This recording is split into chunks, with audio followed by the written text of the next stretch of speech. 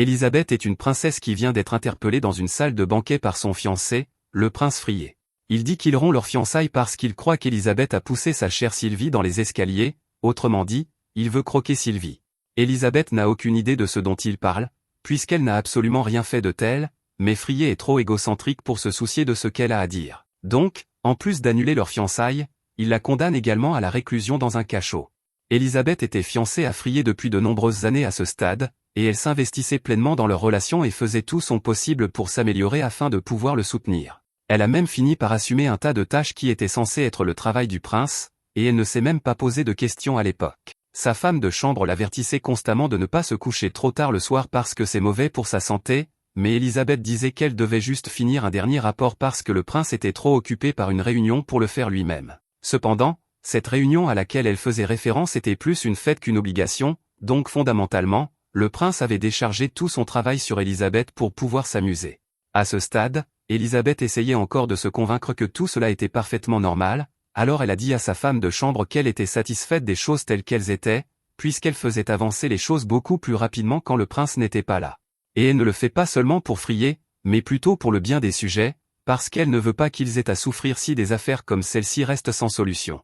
En plus de gérer toutes les affaires politiques du prince à sa place, Élisabeth dirige également une entreprise connue sous le nom de Funel Corporation et s'en sort plutôt bien ces derniers temps. Élisabeth prévoit donc de l'agrandir pour pouvoir embaucher plus d'employés.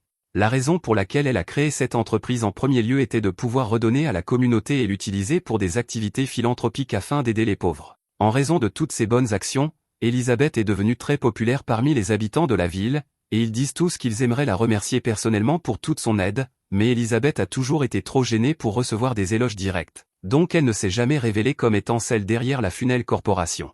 Ainsi, personne ne la reconnaît quand elle passe, et elle était parfaitement satisfaite de cette situation car elle veut seulement rendre les gens heureux et se moque totalement de recevoir des éloges ou de la reconnaissance pour cela. Le lendemain, alors qu'Élisabeth était occupée avec une autre grosse pile de paperasse, le prince s'est enfin levé et est venu dans son bureau pour lui dire que le groupe Gecko, ceux qui l'avaient invité à cette fête l'autre jour, demande l'accès au trésor royal pour développer leur entreprise. Donc il veut qu'elle rédige les documents appropriés pour cela. Cependant, Élisabeth lui dit immédiatement qu'elle n'approuvera pas une telle demande. Elle s'était renseignée sur la société Gecko et avait découvert qu'ils ont récemment détourné beaucoup de bénéfices de leurs livres comptables, donc si on leur donnait accès au trésor royal, ils ne manqueraient pas d'y détourner des fonds également. Le prince s'énerve quand elle dit cela parce qu'il essaie d'impressionner ses nouveaux amis, et si Élisabeth rejette leur proposition, cela va ruiner sa crédibilité auprès d'eux. Il dit à Élisabeth de faire ce qu'il dit parce qu'elle n'est que sa fiancée, mais Élisabeth ne cède pas parce qu'elle sait que les règles sont de son côté, et accepter une telle demande nuirait à la réputation de la famille royale dans son ensemble, donc il n'y a rien que Frié puisse dire pour la faire changer d'avis. Le prince part alors en trombe, furieux, et une fois qu'il est parti, Élisabeth attire l'attention du chevalier de Frié et lui demande de bien vouloir surveiller le prince pour qu'il ne se fasse pas avoir par des individus mal intentionnés. Robert comprend ce qu'elle essaie de dire, et il dit que le prince était probablement juste trop fatigué du voyage de retour pour bien réfléchir aux choses. Élisabeth espérait bien que c'était le cas, car une idée comme donner à un groupe d'officiels corrompus un accès direct au trésor royal aurait facilement pu causer le déclin du royaume, et Élisabeth veut empêcher quelque chose comme ça à tout prix, car quand un royaume décline, ce sont les gens ordinaires qui souffrent le plus. Un peu plus tard, Élisabeth se prépare à sortir parce que, maintenant qu'elle a fini le travail d'aujourd'hui, elle a enfin du temps pour une pause bien méritée, alors elle demande à Michel de préparer sa calèche car elle veut profiter de chaque minute. Cependant, avant qu'elle ne puisse partir, son père entre soudainement dans le bureau à sa recherche. Il est là pour informer Élisabeth qu'une réunion d'urgence a été convoquée concernant une récente activité de monstre, et que le roi devra y assister, donc en tant que bras droit du roi, le père d'Élisabeth devra également y aller. Élisabeth demande à quand est prévue cette réunion, et il lui dit que c'est la semaine prochaine, mais c'est une très mauvaise nouvelle, puisque la semaine prochaine devait avoir lieu le gala anniversaire du royaume. Elle dit qu'ils vont maintenant devoir annuler la fête, mais son père lui dit qu'ils ne le peuvent pas, car les invités venant de contrées lointaines doivent déjà être en route à l'heure qu'il est. Ainsi, il dit que la fête aura lieu comme prévu, et Élisabeth ne voit pas comment cela va être possible avec le roi et le chancelier absents, mais il explique que le roi a personnellement confié tout ce qui concerne la fête entre les mains d'Élisabeth. Elle est choquée en entendant cela et essaie d'abord de refuser, mais son père lui dit que le roi croit fermement que tout se passera bien si elle est en charge, et qu'il n'a personne en qui il a autant confiance qu'elle, donc son père lui demande d'assumer cette tâche, et quand il le dit ainsi, Élisabeth n'a pas vraiment le choix. Elle est un peu contrariée de ne pas avoir eu l'occasion de profiter de son jour de congé, Mais il n'y a pas de temps à perdre à s'inquiéter de cela car elle a beaucoup de travail devant elle si elle veut s'assurer que la fête anniversaire soit un succès. Alors qu'elle est en train de réfléchir à quoi faire, Michel regarde par la fenêtre et remarque que le prince flirte ouvertement avec Sylvia. Elle était consternée par la façon dont Frier trompait ouvertement Elisabeth, mais Elisabeth s'en fichait vraiment, car il est assez courant pour un prince d'avoir plus d'une compagne, et elle n'a vraiment rien contre Sylvia.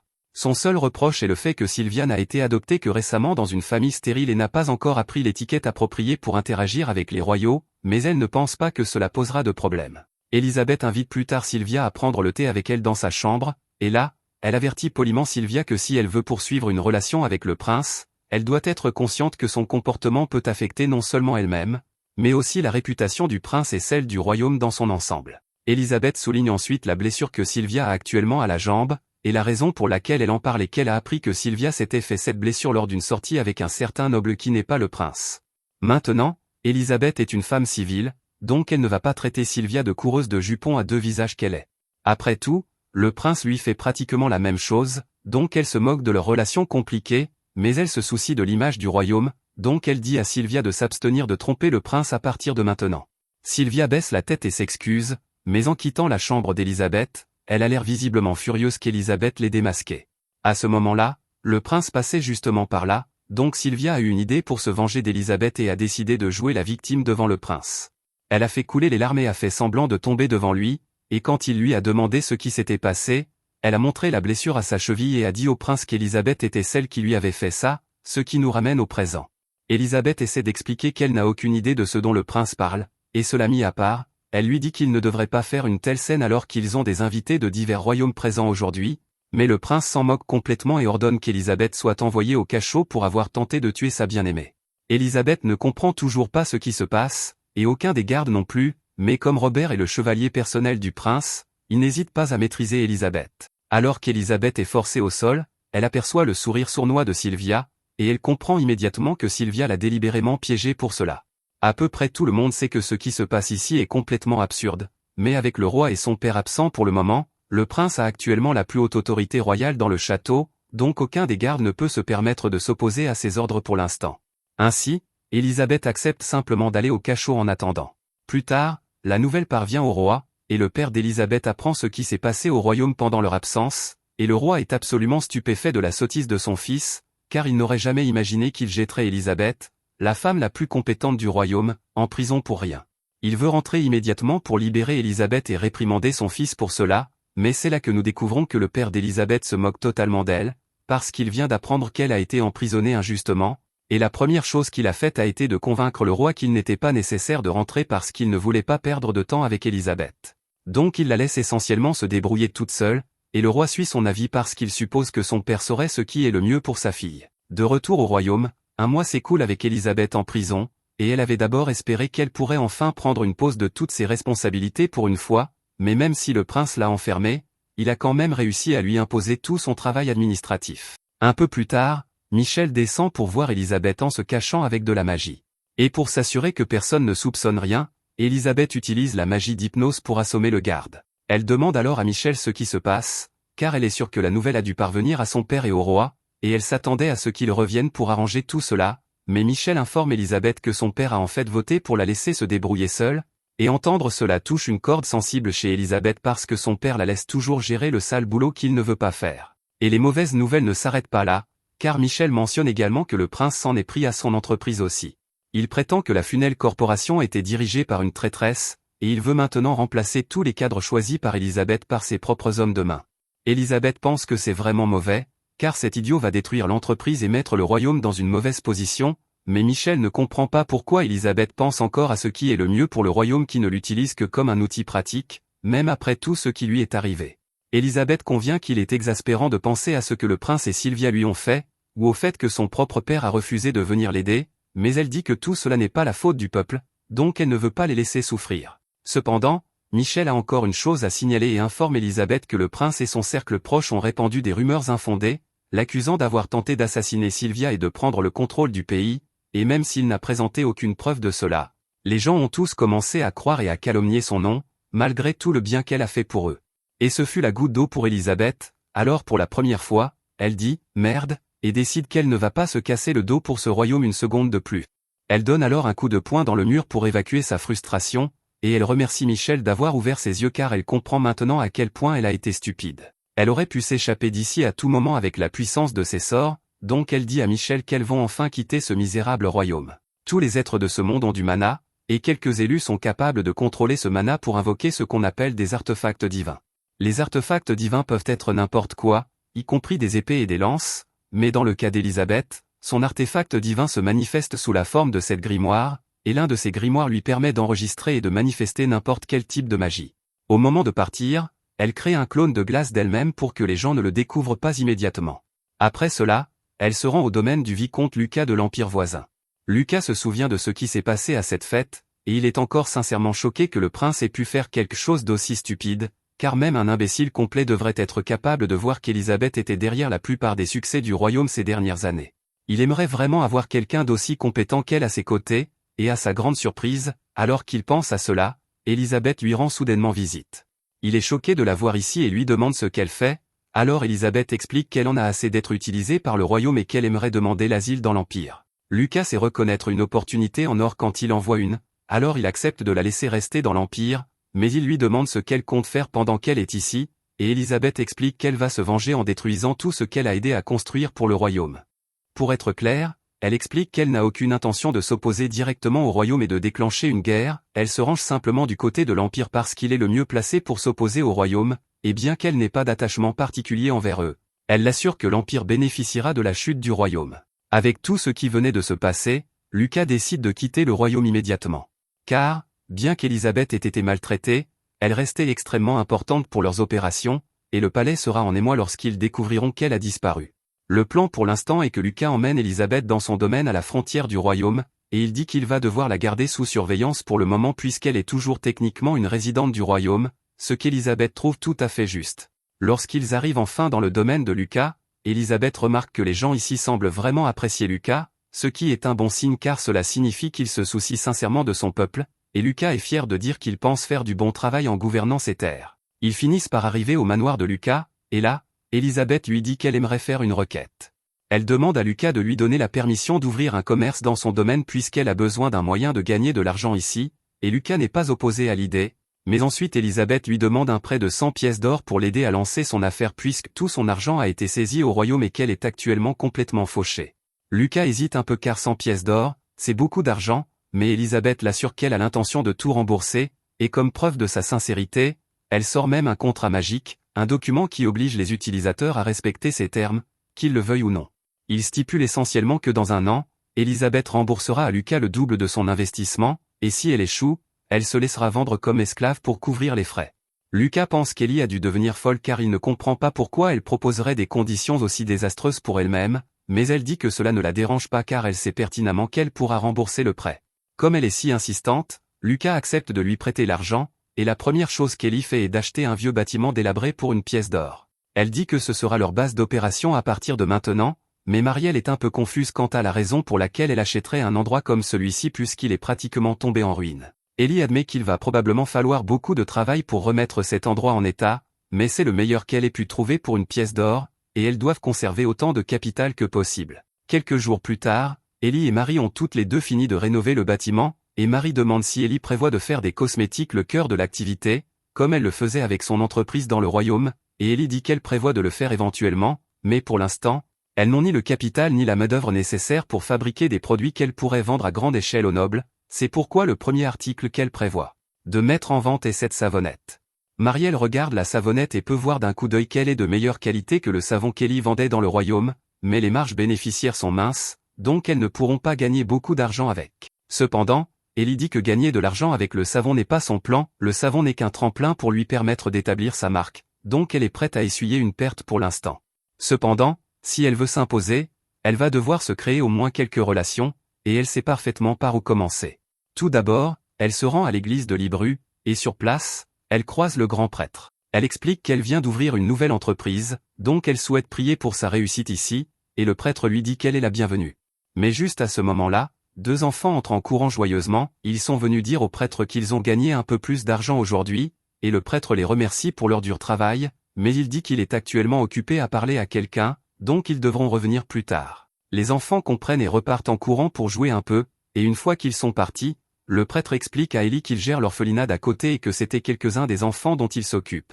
Ellie dit que le prêtre doit faire du très bon travail car ses enfants semblent vraiment bien pris en charge, et le prêtre dit qu'il fait de son mieux, mais il admet que c'est un peu difficile pour lui car gérer un orphelinat est plutôt coûteux, et bien qu'il ait voulu tenir les enfants à l'écart de cela, ils ont découvert qu'il avait des difficultés financières et se sont portés volontaires pour arracher les mauvaises herbes autour de la ville afin de gagner un peu d'argent pour soutenir l'orphelinat.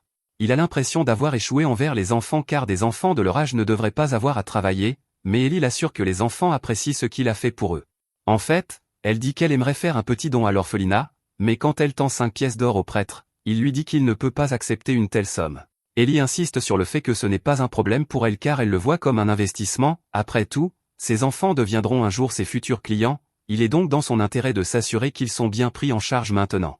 Après cela, Ellie rentre chez elle, et quand elle arrive, elle retrouve Marielle, qui a passé toute la journée à distribuer une partie de leur savon aux femmes de chambre des nobles afin de se constituer une clientèle, et comme prévu, en 3 mois, leurs ventes ont commencé à croître régulièrement, et elles ont pu se diversifier dans d'autres produits cosmétiques comme des lotions et des shampoings, donc elles ont gagné une somme d'argent décente. Ellie a également pris l'habitude de donner de l'argent à l'orphelinat de temps en temps, donc elle demande à Marielle de livrer le don de ce mois-ci pour elle, et une fois cela fait, elle et Marielle partent déjeuner ensemble. Ellie est contente que leur entreprise se soit développée récemment, mais elle est sûre que leurs concurrents ne sont pas très heureux de cela, donc elle demande à Marielle si la compagnie Gaz a déjà entrepris des actions contre elle. Elle dit qu'ils sont restés plutôt silencieux pour l'instant, donc Ellie lui demande de continuer à les surveiller, et elle rappelle également à Marielle d'être particulièrement prudente pour ne pas laisser fuir la formule du savon car, tant qu'elles ne se seront pas solidement établies, ce savon est leur bouée de sauvetage. Elle mentionne également, à propos, que la formule secrète du savon est cachée dans leur coffre-fort dans la boutique, le tout à portée d'oreille de ce type qui travaille justement pour la compagnie Gaz. Pendant ce temps, à la compagnie Gaz est absolument furieux que la société commerciale qu'Ellie a lancée lui vole de plus en plus de clients chaque jour qui passe. Son assistant tente de le rassurer en lui disant que ce n'est pas grave car la société commerciale n'est encore qu'une petite entreprise et qu'elle n'a pas une clientèle très large, mais Gaz sait que la société commerciale doit délibérément limiter sa production pour pouvoir sélectionner ses clients, et par ce moyen, ils ont systématiquement volé tous les bons clients de Gaz, ne lui laissant que les clients difficiles qui ne cessent de se plaindre. Si cela continue, Gaz va perdre encore plus d'argent à cause d'eux dans les années à venir, mais comme ils ont construit leur clientèle avec des nobles influents, il ne peut pas risquer de s'attaquer directement à eux sans s'aliéner les nobles qui achètent chez eux. Juste à ce moment, on frappe à la porte et Grand, celui qui était au restaurant, entre. Gaz n'aime pas Grand et lui dit de sortir d'ici car il suppose que Grand est venu mendier de l'argent. Grand est un paquet de nerfs à cause des cris constants de Gaz, mais il rassemble son courage pour lui dire qu'il a en fait des informations sur la société commerciale. Gaz se fige en entendant cela, et pour une fois, il décide de prendre Grand au sérieux et lui demande quelles sont ses informations. Grand explique qu'il était au restaurant en train de manger et qu'il se trouvait assis près de 2 filles de la société commerciale qui parlaient du fait que la formule secrète était cachée dans le coffre-fort de la société.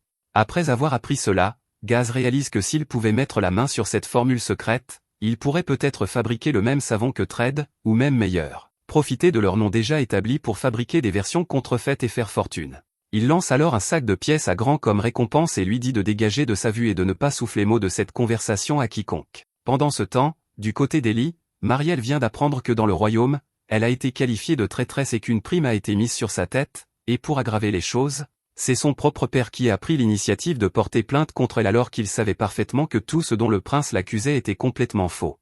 Le fait que son propre père soit prêt à la vendre aussi facilement juste pour couvrir l'incompétence du prince fait mal, mais elle ne peut pas se laisser distraire par ses actions, surtout lorsqu'elles sont en plein milieu de leur plan de vengeance contre le royaume. Quelques instants plus tard, on frappe à la porte, et quand Marielle ouvre, elle se retrouve face à une femme nommée Hildegard, qui dit qu'elle est ici au nom du service juridique de la guilde marchande pour enquêter sur une affaire troublante. Ellie reste calme et demande à Hildegard ce qu'elle lui veut, alors Hildegard explique qu'il y a eu des rapports faisant état de savon d'Ellie causant de graves éruptions cutanées et des plaies chez les clients, elle souhaiterait donc placer Ellie en garde à vue pour pouvoir aller au fond des choses.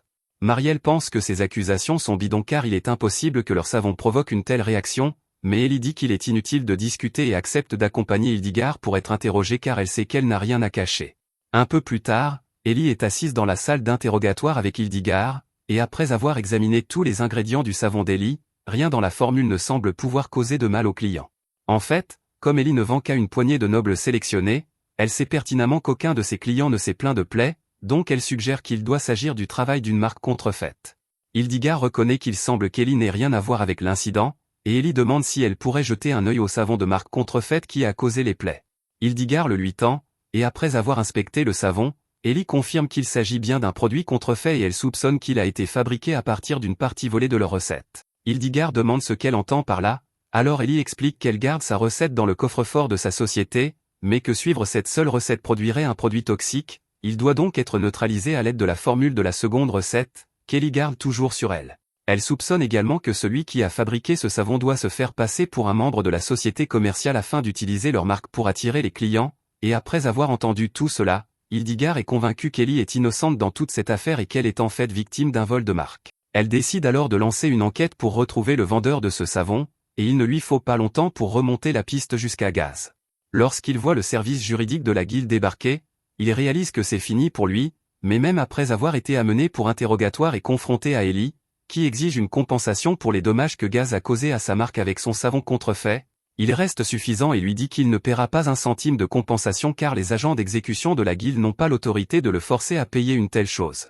Si elle veut vraiment réclamer une compensation, sa meilleure chance serait d'obtenir qu'un prêtre de l'église de Libru agisse comme juge, mais il n'y a aucune chance qu'elle puisse convaincre l'un d'eux de se déranger pour régler une affaire aussi insignifiante. Cependant, malheureusement pour Gaz, Ellie se trouve justement être une bonne amie de l'un de ses prêtres, et dès qu'il a appris ce qui s'était passé, il est immédiatement venu pour aider et statuer en faveur d'Ellie, exigeant que Gaz paie une compensation pour ses péchés. En conséquence, Gaz est contraint de céder les droits de gestion, l'équipement et les actifs de sa société, ce qui est, par coïncidence, exactement ce dont Ellie a besoin pour étendre ses propres opérations. Ellie dit à Gazu qu'en guise de paiement, elle prendra tous les droits commerciaux, les droits de gestion et les biens personnels de Gazu commercial, ainsi que tous les outils, matériaux et ouvriers de l'entreprise. Gazu s'assoit, se sentant vaincu. Artie entre dans la pièce et dit à Ellie qu'elle est désolée pour tous les problèmes qu'ils ont causés, mais Ellie lui dit que ce n'était pas de sa faute, c'était plutôt la guilde des marchands qui était en faute, et elle n'a aucune raison d'avoir honte. Artie dit à Ellie qu'elle veut parler d'une autre chose, elle dit qu'il y a un homme qui a trompé Gazu pour qu'il vole la formule du savon, et son nom est Grance Carlton. Il était le comptable de Gazu commercial, mais Artie n'avait pas assez de preuves pour le confronter à ce sujet. Ellie comprend et lui dit que maintenant que Traté a repris Gazu commercial, Grance est désormais l'un de ses propres ouvriers. Ellie demande à Artie de la laisser gérer cette affaire elle-même. Ellie demande à Muriel s'il vient, et elle dit qu'elle l'a déjà fait appeler. Grance entre dans la pièce et dit qu'il est désolé, mais Ellie lui dit de passer les politesses puisqu'il sait déjà ce qu'elle va dire, et Grance est d'accord. Ellie tend un sac à Grance et lui dit qu'il a fait du bon travail, et que c'est sa récompense. Grance pense que ce qu'elle lui a donné est trop, mais Ellie lui dit qu'elle va aussi le mettre dans l'équipe de direction chez Traté, elle dira à la guilde que, puisqu'il est tellement désolé, elle laissera tomber l'affaire. Grance se sent reconnaissant et remercie Ellie d'avoir laissé tomber. Grance est l'une des personnes à qui elle avait dit à Muriel de faire appel, elle avait déjà appris de leur recherche que Gazu était mêlé à des affaires louches, et pour rendre ses crimes clairs aux yeux de tous, ils avaient besoin de quelqu'un pour le pousser à voler la formule du savon. Grance rappelle à Ellie l'accord qu'ils ont conclu avant tout cela. Ellie suit Grance chez lui, et Grance voit sa femme prier. Sa femme lui demande où il était et lui dit que leur fille souffre beaucoup. Ellie se présente à la femme de Grance et lui dit qu'elle a entendu ce qui est arrivé à sa fille, elle explique que Grance travaillait pour elle pour le bien de sa fille, et qu'elle devrait lui pardonner. Grance dit à Ellie que sa fille a été renversée par une calèche, ils ont réussi à réunir assez d'argent pour des potions de soins, mais on leur a dit qu'elle n'irait pas mieux. Ellie lui dit de ne pas s'inquiéter, car elle peut guérir sa fille avec de la magie de guérison, mais Grance est confus et demande ce que c'est. Elle ment et lui dit que c'est un objet magique qui booste le pouvoir magique, elle a dû mentir car elle ne pouvait pas lui révéler l'existence de son artefact divin. Le pouvoir du grimoire de Bélial est d'enregistrer la magie, et il a enregistré une puissante magie de guérison de l'archevêque du royaume, donc avec lui, même elle peut utiliser de puissants sorts de guérison. Ellie lance le sort soin, et une lumière verte enveloppe la fille de Grance, qui commence à se réveiller. Grance et sa femme ressentent une profonde gratitude envers Ellie et ne savent pas comment la rembourser, mais Ellie lui dit qu'elle n'a fait que ce qu'elle avait promis dans leur accord, donc il ne devrait pas s'en faire, elle lui demande de garder ce qui s'est passé secret car elle ne peut utiliser cette magie qu'en de rares occasions. Voilà pour Gazu et les derniers détails à régler. Ils ont déjà établi une route de livraison avec une grande entreprise et gagné de nombreux clients fidèles. Lucas est étonné de voir comment Ellie a transformé 100 pièces d'or en autant d'argent, mais Ellie lui dit qu'elle avait déjà dit qu'elle lui rapporterait d'énormes profits. Lucas dit à Ellie qu'elle est libre de gérer son affaire n'importe où dans la capitale ou à travers l'Empire, il a entendu dire qu'elle est recherchée dans le royaume, mais il n'a aucune raison de penser que le royaume l'a envoyée dans le cadre d'un plan, et Ellie est reconnaissante de sa compréhension. Ellie dit à Muriel que Lucas leur a accordé des droits de voyage gratuits, donc il devrait en faire bon usage. Elle donne à Muriel les cadeaux pour le temple et lui dit que cela aidera d'avoir l'église de Libra de leur côté, et qu'ils continueront à les protéger tant qu'elle restera innocente. Lunoa demande la permission et entre dans le bureau d'Ellie pour lui dire qu'elle a apporté les papiers de la capitale. Ellie la remercie et lui dit qu'elle a vraiment grandi pendant son entraînement, mais Lunoa dit qu'elle n'est pas encore assez bonne, cependant, parce qu'Ellie lui a sauvé la vie, elle travaillera aussi dur qu'elle le pourra. Ellie lui dit que c'est une bonne attitude à avoir, et Lunoa quitte la pièce. Lunoa s'est améliorée depuis qu'elle a été renversée par une calèche, et il s'avère qu'elle a une compétence magique spéciale appelée analyse d'objets, qui est très utile pour des marchands comme eux. Ellie a décidé de garder Lunoa comme étudiante et de lui enseigner la magie. Maintenant qu'ils entrent sur le marché de la capitale, ils auront aussi besoin de leurs anciens membres. Ellie utilise son artefact divin appelé le grimoire de Belgar, l'un des 7 grimoires, qui enregistre les accords, en concluant un pacte et en payant un prix à des êtres d'autres royaumes, tels que les fées et les enfers, elle peut emprunter leur pouvoir. Ellie prononce un sort et offre une pièce d'argent, et des oiseaux blancs apparaissent, Ellie leur dit qu'elle compte sur eux. Ellie dit à Muriel qu'ils sont compétents dans leur travail, et elle est sûre qu'ils se rassembleront rapidement. Une fois prêt, le groupe se dirigera vers la capitale. Au cours des 6 mois suivants, Traité Commercial a racheté de nombreuses entreprises et a beaucoup grandi.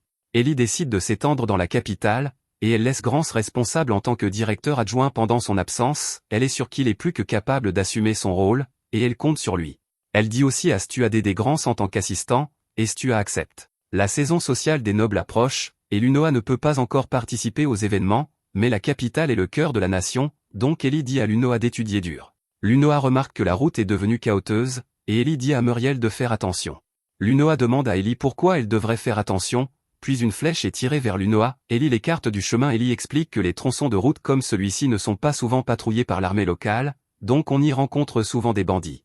Ellie dit à Muriel de s'occuper de Lunoa, et elle s'avance pour faire face aux bandits. Un bandit est choqué et demande si elle a vraiment l'intention de les affronter tous seuls, et Ellie dit oui. Ellie utilise la magie de glace pour frapper le premier homme, et les bandits sont choqués qu'elle ait lancé un sort sans prononcer un mot, et ils pensent qu'elle doit être une puissante mage. Ils se disent de l'encercler et de l'empêcher d'utiliser la magie, et elle leur dit qu'elle n'a même pas besoin d'utiliser la magie. Le bandit est stupéfait alors qu'elle abat 3 de ses amis d'un seul coup, et il implore grâce, il lui dit qu'il n'était qu'un fermier qui ne pouvait pas gagner sa vie après avoir payé ses impôts, alors il est devenu bandit. Ellie lui dit que ses raisons ne l'intéressent pas et le abat, car quelle que soit sa raison, il reste un bandit, et en tant que marchande, elle ne montre aucune pitié envers les bandits. Lunoa demande à Ellie si elle l'a tué, et Ellie lui dit que les bandits ne sont pas différents des gobelins ou des orques, ils prennent de force l'argent que les marchands ont gagné durement, et parfois ils leur prennent même la vie, si tu fais preuve de pitié, ils attaqueront quelqu'un d'autre à la place, c'est pourquoi la règle est de tuer les bandits sur le champ, et elle devrait s'en souvenir. Muriel dit à Ellie qu'il y a quelqu'un qui demande un trajet plus loin et demande ce qu'elle doit faire, Ellie lui dit de s'arrêter, car elle ne pense pas pouvoir laisser une femme d'église derrière. Tida dit à Ellie qu'elle l'a sauvée d'une longue marche, la perspective de marcher jusqu'à la capitale l'avait découragée. Ellie lui dit qu'elle a de la chance puisqu'elle se dirige aussi vers la capitale, et Tida la remercie. Tida lui dit que le Seigneur a dû les réunir, et elle se présente comme une non-itinérante, ce sont des femmes d'église qui voyagent à travers le pays dans le cadre de leur formation, visitant les petits villages pour offrir des soins gratuits. Les nonnes itinérantes sont très respectées, surtout dans les villages reculés qui n'ont ni médecin ni guérisseur. Lunoa demande si elle soigne vraiment les gens gratuitement, et elle trouve cela admirable. Ellie dit à Tida qu'elle fait un travail important, et Tida dit que ce n'est qu'une partie de sa formation.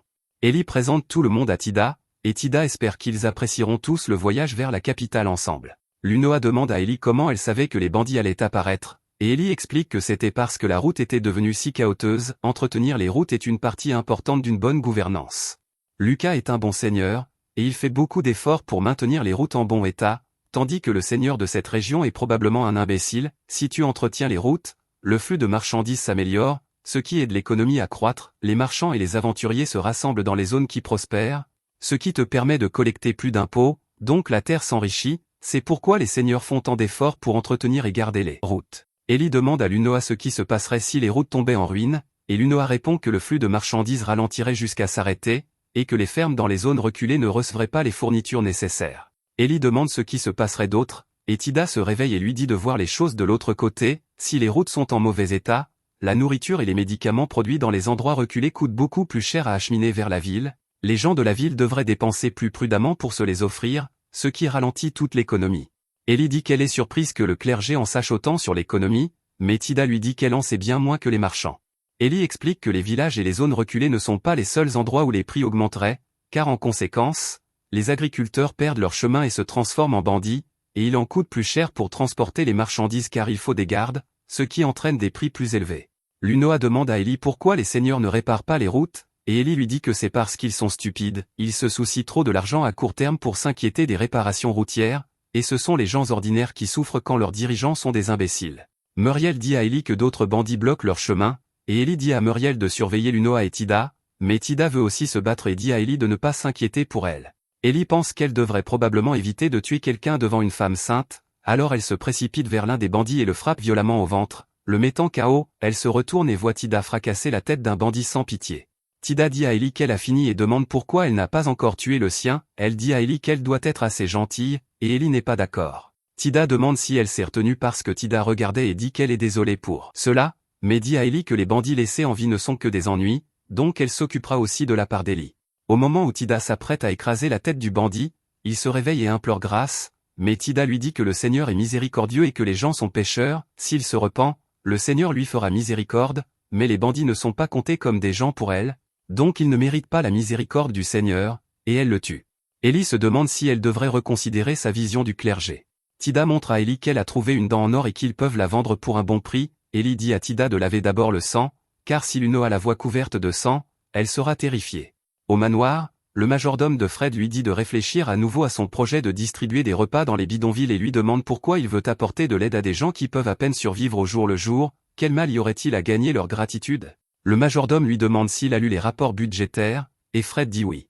Le majordome explique que distribuer des repas de manière aussi imprudente videra les caisses du royaume. Fred lui dit de ne pas être idiot, car Elisabeth avait l'habitude de nourrir les pauvres chaque semaine, mais le majordome lui dit qu'elle payait de sa poche, et que Elisabeth n'a jamais utilisé le trésor national pour autre chose que des plans soumis au trône. De plus, Elisabeth trouvait du travail pour les pauvres, les aidant à construire une vie stable. Aider les pauvres ne signifie pas seulement distribuer de la nourriture. Fred s'énerve et lui dit d'annuler, puis quitte la pièce. Le majordome pense que rien de tout cela ne serait arrivé si Elisabeth était encore là. Tida est ivre et demande au serveur d'apporter plus. Ellie demande si elle devrait vraiment boire autant puisqu'elle est nonne, et Tida lui dit que l'alcool est l'eau de la vie donnée par Dieu. D'ailleurs, ces bandits lui ont rapporté beaucoup d'argent, et elle pense que le vrai péché serait de ne pas boire en un moment pareil. Ellie demande si elle l'a déjà échangé, et Tida lui dit qu'elle l'a échangé dès leur arrivée en ville et propose de partager l'argent avec Ellie, mais Ellie lui dit de le garder. Tida demande si elle est sûre, et Ellie lui dit de considérer cela comme un cadeau.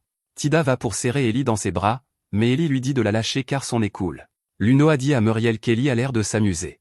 Muriel dit qu'Ellie avait toujours l'air tendue, sans personne à qui s'ouvrir, mais ces jours-ci elle la voit sourire joyeusement, et elle en est contente. Fred dit à Sylvia que s'occuper de ces imbéciles obstinés l'épuise, mais qu'en la regardant, son esprit fatigué se calme, et elle lui en est reconnaissante. Mais quelqu'un caché derrière un pilier dit que se faire voler la vedette par cet idiot doit être misérable. Une fois arrivées à la capitale, Ellie, Muriel et Lunoa se dirigent directement vers une auberge, car elles ont besoin d'un endroit où rester en attendant de pouvoir s'installer dans la capitale. Lunoa est émerveillée par le luxe de l'auberge qu'elles ont choisi. Ellie lui dit qu'elle aussi va loger ici et que sa chambre est juste à côté de celle-ci, mais Lunoa lui dit qu'il n'est pas nécessaire de payer une chambre aussi chère à cause d'elle, elle serait parfaitement à l'aise dans une auberge moins chère, mais Ellie lui explique qu'elle doit garder son image à l'esprit. On ne sait jamais qui pourrait les observer à tout moment, et comme elles vont bientôt commencer leurs opérations dans la capitale, elle ne voudrait pas que les gens les méprisent. Parce qu'elles ont séjourné dans une auberge bon marché. Lunoa dit qu'elle comprend, et quelques minutes plus tard, un homme nommé Arnold se présente et dit qu'il est ravi de revoir Ellie après si longtemps. Ellie est tout aussi ravie de le voir. Lunoa est un peu perplexe, car elle ne sait pas qui est cet homme, alors Muriel explique qu'Arnold était autrefois un élément clé de la gestion de son entreprise dans le royaume. Il dit qu'il a déjà trouvé des emplacements prometteurs pour l'entreprise et la résidence d'Ellie, et qu'il a organisé une visite dès demain si elle le souhaite. Ellie est surprise, car elle ne sait pas comment Arnold a su préparer tout cela alors qu'elle ne lui avait jamais dit qu'ils étaient arrivés aujourd'hui, mais c'est précisément cette efficacité qui fait qu'Ellie l'apprécie autant. Elle remercie Arnold pour son travail acharné et lui dit qu'elle se rendra dès demain matin aux emplacements qu'il a choisis pour inspecter les biens. Le lendemain matin, Ellie et Arnold se rendent aux propriétés et, après avoir choisi un manoir, on montre à Ellie un bâtiment qu'Arnold pense être parfait pour son atelier, bien qu'il soit un peu au-dessus de son budget. Ellie dit que cela ne la dérange pas de dépasser un peu le budget pour cela, car elle ne sait pas si elle trouvera une aussi bonne offre plus tard. Elle dit alors aux agents immobiliers qu'elle souhaite acheter l'endroit, et pendant qu'ils y sont, Arnold suggère qu'il devrait probablement faire quelques rénovations dans l'atelier, ce qu'Ellie approuve. Elle décide de confier à Arnold la responsabilité des rénovations du local commercial, et il promet également de faire préparer son manoir dans quelques jours, mais en attendant, Ellie et les autres devront continuer à séjourner à l'auberge. Après le départ d'Arnold, Muriel mentionne à Ellie qu'elle aimerait embaucher plus de personnel. Ellie pense qu'il est un peu trop tôt pour embaucher du personnel pour l'entreprise, puisqu'elles n'ont même pas encore ouvert la boutique, mais ce n'est pas de cela que parlait Muriel. Elle voulait en fait embaucher une autre femme de chambre pour Ellie, car une fois que l'entreprise commencera à se développer, il sera difficile pour Muriel d'être constamment aux côtés d'Ellie. Ellie est d'accord et dit qu'elle pourrait essayer d'embaucher via la guilde des marchands, mais Muriel ne pense pas que ce soit une bonne idée d'embaucher un parfait inconnu, car Ellie est toujours une réfugiée du royaume, et si la mauvaise personne venait à la prendre, cela pourrait être désastreux. Pour s'assurer que leurs nouvelles recrues ne finissent pas par divulguer leurs secrets, Muriel suggère d'acheter un esclave pour servir d'assistante à Ellie, car les esclaves sont liés par des sceaux qui les empêchent de désobéir aux ordres de leur maître. Il existe deux principaux types d'esclaves, soit des personnes devenues esclaves en raison d'un casier judiciaire, soit des personnes devenues esclaves à cause d'une dette impayée, mais Ellie ne se soucie pas vraiment du type qu'elle obtiendra, elle décide donc de se rendre sur un marché aux esclaves demain. Cependant, elle ne trouve aucun candidat convenable dans le premier endroit où elle va, car tous les esclaves y sont malnutris et faibles en raison des conditions dans lesquelles le marchand les a maintenus. Lunoa semble particulièrement secouée par ce qu'elle vient de voir, et Ellie comprend pourquoi elle se sent ainsi. Elle dit à Lunoa que ce n'est pas grave si elle ne s'y habitue jamais, mais qu'elle doit faire face à la réalité que le monde fonctionne ainsi et apprendre à gérer cela. Elle décide ensuite de se rendre chez un autre marchand d'esclaves, et à leur grande surprise, cet endroit semble bien plus dynamique que le précédent. Il y a même un esclave qui balaie devant la porte, et il a l'air plutôt heureux dans l'ensemble. Quand il remarque Ellie et les autres, il les accueille à la Cédric Commercial Firm et leur demande s'il peut faire quelque chose pour elle. Muriel l'informe qu'elles sont venues pour acheter un esclave, et le garçon comprend, alors il leur dit d'entrer. Ellie se souvient avoir déjà entendu le nom de Cédric, car son entreprise a été surnommée l'entreprise de l'éducateur. Lunoa ne sait pas de quoi Ellie parle, alors Ellie explique que le conseil de la guilde marchande impériale est une organisation vitale au sein de l'Empire, car il gère les affaires de gouvernance nationale, ce qui lui confère un pouvoir considérable dans l'Empire, et l'un des 7 membres du conseil est un marchand d'esclaves connu sous le nom d'éducateur, qui fournit des esclaves à la cour impériale. Le groupe est ensuite présenté à Cédric. Alors que Muriel s'apprête à présenter Ellie, Cédric dit qu'une présentation n'est pas nécessaire, car il sait déjà tout sur Ellie et son entreprise. Ellie est un peu surprise quand Cédric dit cela et lui demande comment il la connaît, alors Cédric explique qu'il a entendu parler de son entreprise en pleine croissance et qu'il a trouvé cela très impressionnant. Cependant, Ellie ne le croit pas, car il n'y a aucune raison pour qu'un marchand aussi établi que lui s'intéresse à une petite entreprise comme la sienne, la seule explication logique est donc qu'il doit la connaître depuis son séjour dans l'Empire, et qu'il sait donc qu'elle est aussi une réfugiée. Ellie va devoir être un peu prudente avec lui, mais elle a toujours besoin d'acheter un esclave, alors elle informe Cédric de ce qu'elle recherche. Elle dit qu'elle a juste besoin de quelqu'un pour s'occuper de ses affaires quotidiennes, et idéalement quelqu'un qui puisse suivre les fréquents déplacements entre les domaines. Cédric dit qu'il a la personne parfaite en tête, alors il demande qu'on amène Misha au salon. Cédric commence alors à guider Ellie et les autres pour qu'elle rencontre Misha, mais en chemin, Ellie remarque par hasard une pièce où 2 esclaves apprennent les mathématiques, et elle est surprise par ce spectacle, alors Cédric explique que tous ces esclaves reçoivent une éducation de base, certains reçoivent un entraînement aux arts martiaux, une formation culinaire, ou à peu près tout ce dans quoi ils sont doués. Ellie est impressionnée par la différence avec les autres marchands d'esclaves. Cédric sait bien que d'autres marchands essaient de réduire les coûts en minimisant les dépenses pour chaque esclave, mais lui préfère une approche axée sur la qualité et donne aux esclaves tout ce dont ils ont besoin pour se développer, même si cela signifie que ces esclaves sont plus chers que ceux que l'on trouve sur les autres marchés. Ellie pense que le prix en vaut la peine. On les amène ensuite pour rencontrer Misha, et Cédric les prévient que c'est la première fois que Misha rencontre des clients, elle pourrait donc être un peu nerveuse, mais les cassants sont très physiquement capables, elle devrait donc pouvoir suivre les déplacements d'Ellie, même si elle ne fera probablement pas la meilleure garde du corps. Ellie semble satisfaite de Misha, elle dit qu'elle aimerait signer le contrat avec elle, et Cédric est ravi de l'entendre. Pour finaliser l'accord, Ellie pose sa main sur l'emblème d'esclave pendant que Cédric lance le sort pour transférer la propriété de Misha à Ellie. Il dit ensuite à Misha de bien servir Ellie, et Misha promet de faire de son mieux. Elle remercie ensuite Cédric pour tout ce qu'il a fait pour elle, et Cédric lui souhaite bonne chance. Le lendemain, Misha commence officiellement à travailler pour Ellie, et l'une de ses premières tâches est de gérer l'emploi du temps d'Ellie. Elle l'informe donc qu'elle doit inspecter les rénovations du nouveau bâtiment le matin, puis l'après-midi, elle a 2 réunions et une négociation de vente à gérer. Ellie remercie Misha pour ses efforts, mais elle lui dit qu'à l'avenir, ce serait bien qu'elle mentionne aussi avec qui sont les réunions et les négociations. Misha s'excuse pour son erreur, mais Ellie dit que ce n'est pas grave, car elle apprend encore le métier. Pour l'instant, Élie est surtout concentré sur la finalisation de la vente de son dernier produit pour le marché de la capitale, son gloss, et elle rencontrera la baronne Mélanie plus tard dans la journée. Lors de la fête, Élie s'approche de Mélanie, et cette dernière est si heureuse de la voir qu'elle attire l'attention de tous ses amis nobles et leur dit qu'Élie est la propriétaire de la société de traits, qui lui a fourni tous ses produits de maquillage récemment. Les dames nobles sont toutes excitées en entendant cela, car elles ont personnellement vu l'efficacité des produits, elles commencent donc à demander à Élie comment elles peuvent en acheter. Élie les informe qu'elle prévoit d'ouvrir bientôt une boutique dans la capitale, mais qu'elle sera pour l'instant réservée aux membres, car sa capacité de production est limitée. Élie dit que puisque c'est Mélanie qui les a présentées, elle veillera à ce qu'elles obtiennent tout un abonnement prioritaire. Cela rend les dames nobles encore plus excitées qu'avant, ce qui est exactement ce qu'Élie espérait, car en réalité, elle a la capacité de produire autant de cosmétiques qu'elle le souhaite, mais en faisant croire que l'offre est limitée, son abonnement de maquillage deviendra une sorte de symbole de statut, le rendant encore plus précieux aux yeux de la noblesse. De plus, en accordant l'abonnement à celle que Mélanie a présentée, elles sont maintenant redevables à Mélanie, ce qui la ravit à coup sûr, et la relation d'Élie avec Mélanie ne pourra que s'améliorer considérablement.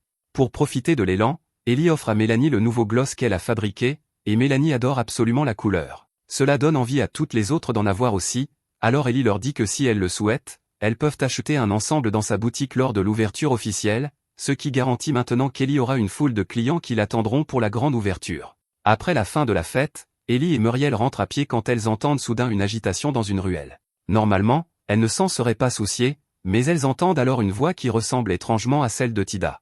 Il s'avère que Tida a été acculée par un groupe d'hommes dans une ruelle, et ils l'accusent de les avoir escroqués de leur argent, ils exigent qu'elle le leur rende, mais Tida dit qu'ils n'ont pas de preuve qu'elle trichait, donc elle ne leur donnera pas un sou. Ils l'attaquent alors, mais Tida parvient à les repousser, et le dernier homme est mis hors d'état par une balle de glace d'Élie. Élie est contente de voir que Tida n'est pas blessée, mais elle lui demande pourquoi ces hommes la poursuivaient, et Tida fait une gaffe en admettant qu'elle trichait vraiment. Élie demande à Tida si elle pense vraiment qu'il était approprié d'aller jouer alors qu'elle avait dit qu'elle serait prudente, mais avant qu'Élie ne puisse la réprimander, Tida invente une excuse et s'enfuit.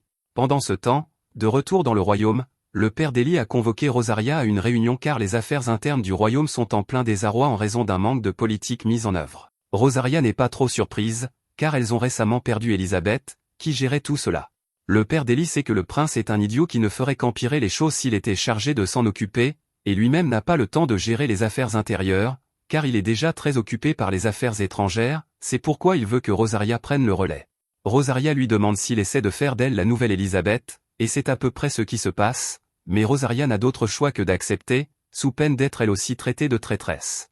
Pendant ce temps, dans l'Empire, Élie prend un café avec Lucas, et il l'informe qu'il a récemment été convoqué pour une audience avec l'empereur car, bien qu'il ait signalé la présence d'Élisabeth auparavant, il voulait tout de même que Lucas explique les choses en personne. Élie demande ce que l'empereur a dit à son sujet, et Lucas explique que, pour l'instant, l'empereur a simplement dit qu'il devait garder un œil sur elle, car toutes ses activités jusqu'à présent ont été bénéfiques pour l'Empire, mais qu'il ne lui fait pas encore entièrement confiance. Élie est ravie d'apprendre cela, car elle ne saurait pas quoi faire si l'empereur interférait dans ses affaires, mais maintenant que cet obstacle est franchi, elle promet à Lucas un siège au premier rang pour assister à la chute du royaume.